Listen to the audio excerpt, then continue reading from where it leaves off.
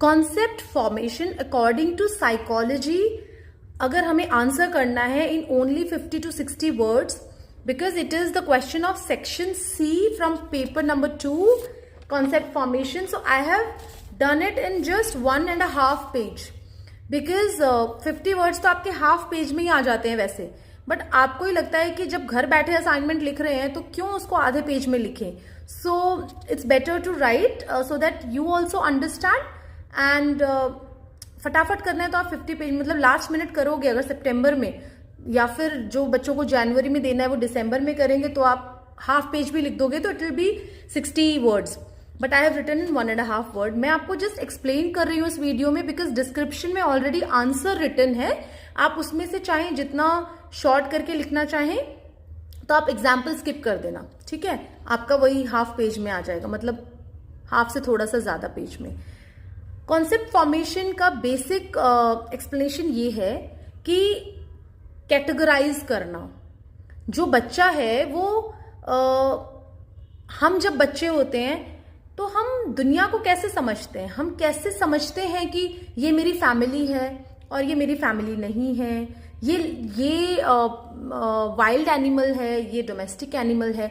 तो वही जो है उसको कॉन्सेप्ट को समझना जो है उसी को कॉन्सेप्ट फॉर्मेशन कहते हैं.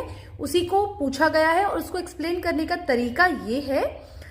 Concept formation is the mental process through which we categorize, organize information by identifying shared features, characteristics among different stimuli.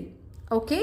जो odd one out activity हम कराते हैं बच्चों से वो for this purpose है. अगर आपने बोला कि सारे डोमेस्टिक एनिमल्स में से एक वहां पर लायन है और बच्चा कहता है this is the odd one out, तो उसने समझ लिया कि ये बाकी के एनिमल्स जो है एक कैटेगरी में है, सेम कैटेगरी में, और ये जो एनिमल है ये wild animal, that is a different category because it is dangerous, because you can't keep them home, right. वो लॉजिक समझने की कोशिश करता है.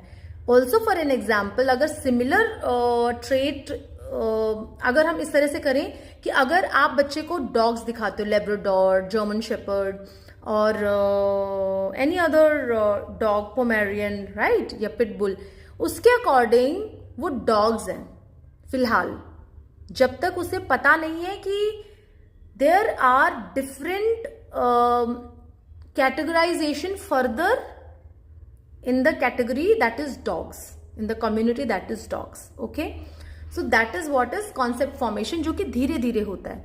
धीरे धीरे उसको फिर पता चलता है ओके अब उसका सब कैटेगराइजेशन भी है. That's all. Thank you.